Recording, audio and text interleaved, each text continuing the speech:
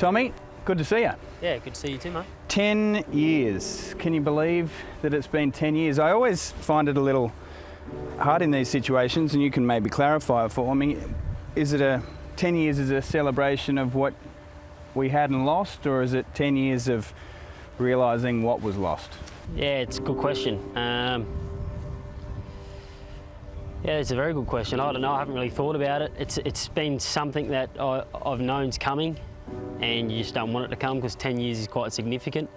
And it does, like when you start to get to a point in life where he's almost been gone for the half of the life he was alive for, it's pretty daunting, and reflecting on, you know, the tough times and that we've sort of gone through over that last 10 years, because it feels like 10 years has gone really quick.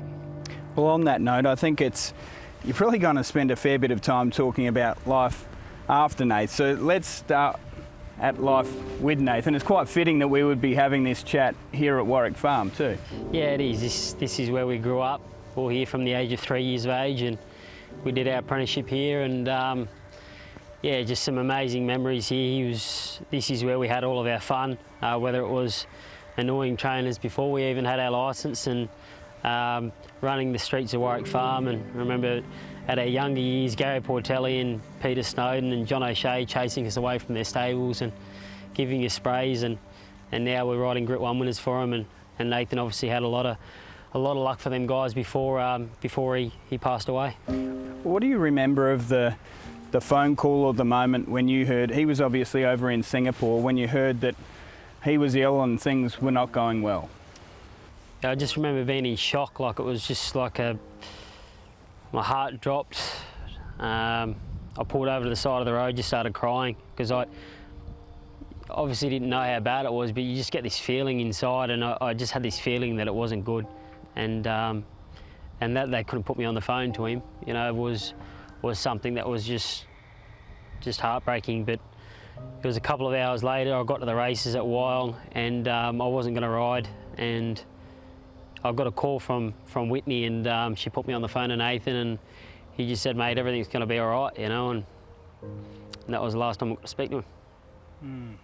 I mean, it's hard to believe how quickly it all escalated, and correct me if I'm wrong, but there was a bit of confusion as to what had actually gone on in the first place. At first there was discussion of a virus, and then as it turned out it was aggressive epileptic fits. Yeah, well, it was a form of epilepsy. He was having over 100 seizures a day. So to explain that to people that don't know about epilepsy, it's like a lightning strike going off in your brain every time you have one. And you know, as I said, he was having 100 to 120 a day, and towards the end of his life we got him down to having one, which was quite important. And you know, by the time his life ended, it was said that he had Norse syndrome, which pretty much they don't know what that is. Only 4 people before Nathan had it in the world, and none of them had survived, so he was going to be the first. And up until the night before, they said to us, we got him down to having 1 seizure, and you know, we're going to wake him up tomorrow and you can say hello to your brother. And we got there the next morning, it was all over. So yeah. So what you were hearing, did it match up with what was transpiring there? It didn't at the time, but it wasn't until the next day, and they just said that he'd lost oxygen, that his brain had dropped in his head and had cut off the oxygen to his brain, so overnight his brain had passed away. So it was just, you know, like, it was tough to cop when you think you're going there to say hello to him and you're going to say goodbye. So yeah, lucky we were able to get him back home before we turned off his life support, and all of his friends and family were able to see him, which was good.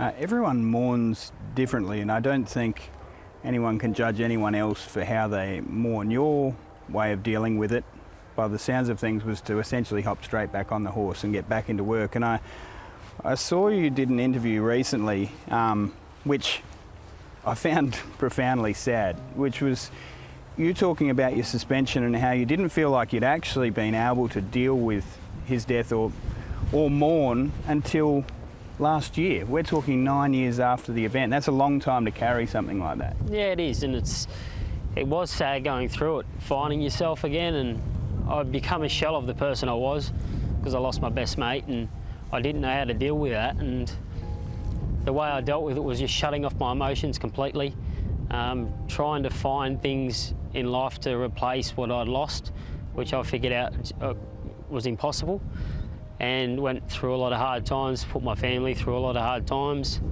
In doing that, trying to find that high, and just, go to work every day, just put on a brave face, put on a smile and tell everyone you're all right, and just, but in reality, you don't like yourself, you don't like your life, you don't like anything that's happening, but you just know you've got to get up and do it for your family, and that's what I was doing. But it was just felt like I was just empty and just had nothing. But it wasn't until I had that time off, and at the time I thought it was the end of the world getting disqualified, but I got to find myself and find what made me happy, and reconnect with my family again, which I thought I was connected with, but I wasn't.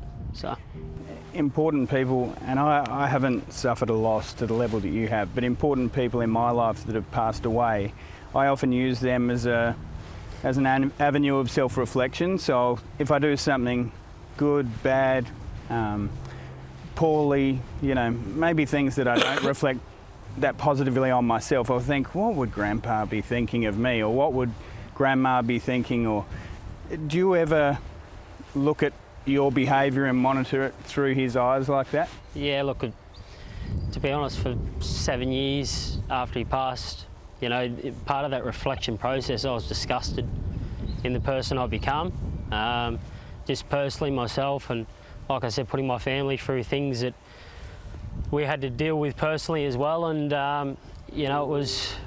And then I did look back, would Nathan be happy with it? But in times when I was doing things that I knew weren't right, I knew he wouldn't be happy with them either. But I guess I was in that self-sabotage sort of a way.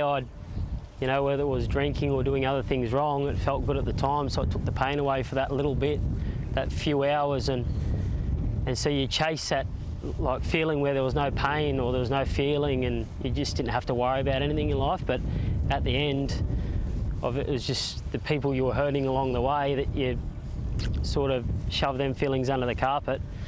And the biggest part of that reflection part was, would Nathan be happy with the person I became for that time in my life? No, he'd be horrified, and that hurt me a lot, and it was something that I had to deal with at that time, and I can honestly say now that I'm a different person to what I was then. You weren't the only person in mourning. You've got your folks, and you've got Whitney as well. As I said earlier, everyone mourns differently, and I'm sure there have been patches where they don't quite marry up. But do you still have a relationship with Whitney, and how is she? Yeah, Whitney's going really well. She's got a new family now. She's got a husband and a beautiful kid, and a beautiful daughter, and she's doing really well. And it was very tough for her. They'd only been married less than a month when he passed, and they were so close. And it was that wedding day, just seeing them, share their love together and make it official was incredible. And so to have to see what she had to go through, and also my parents. I guess it took to Shani and I having kids to see what they were going through. Your parents, when you're going through that and they're suffering, you sort of think to yourself as being another child, and my sister as well, like, you've still got us, we can be there for you, we can help you. But it wasn't until we had Caden, and we're like, if we'd lost that, you do have other kids, but how do you move on with life, for them? And they're protectors, like, you protect your kids, you want to be there for them, and they feel like they failed at that, and that's natural, but they definitely didn't. But that's just something that I know they've had to deal with, and to this day they're not the same people that I remember to when Nathan was here, but they do their best, and they're still beautiful people.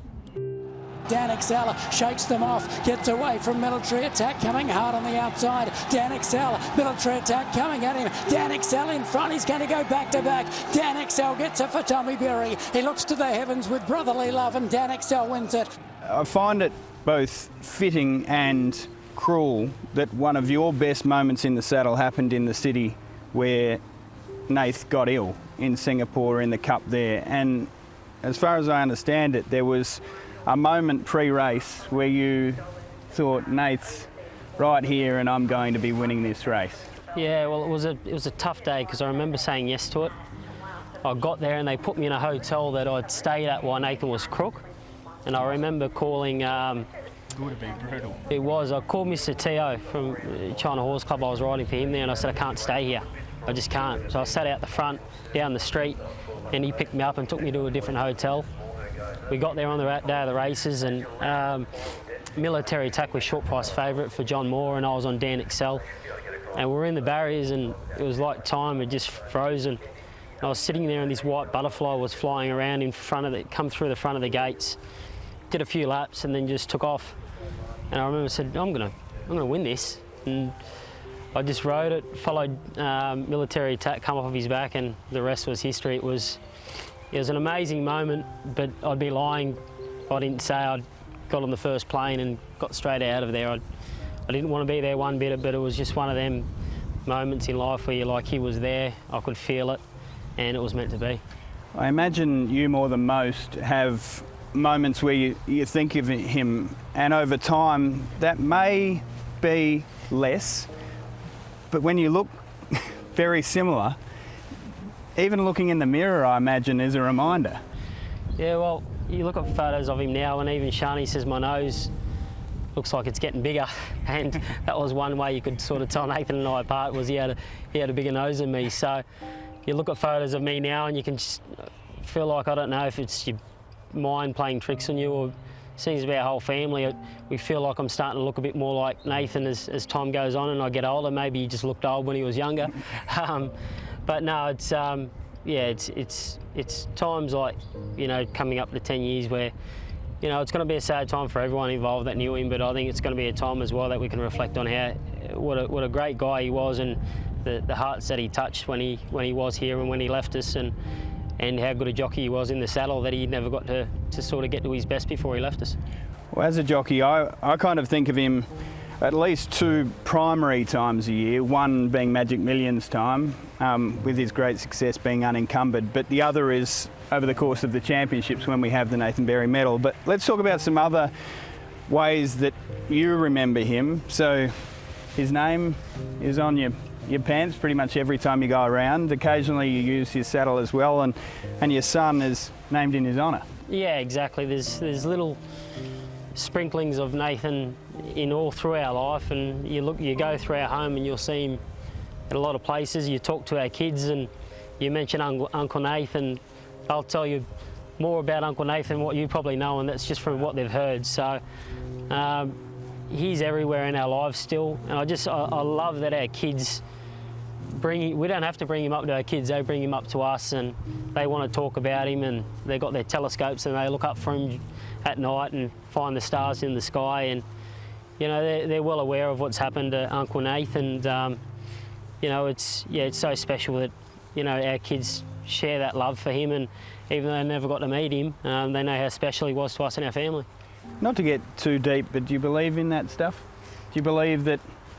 Do you think you'll see each other again? And I wonder about it very regularly. Yeah, I do. I just, especially with my father being crook, and you'd like to think that he's going to go back up there, and when he does eventually have his time's up, that he's going to go up there and look after Nathan, and he's going to leave one son but go back to his other. So that would be pretty special.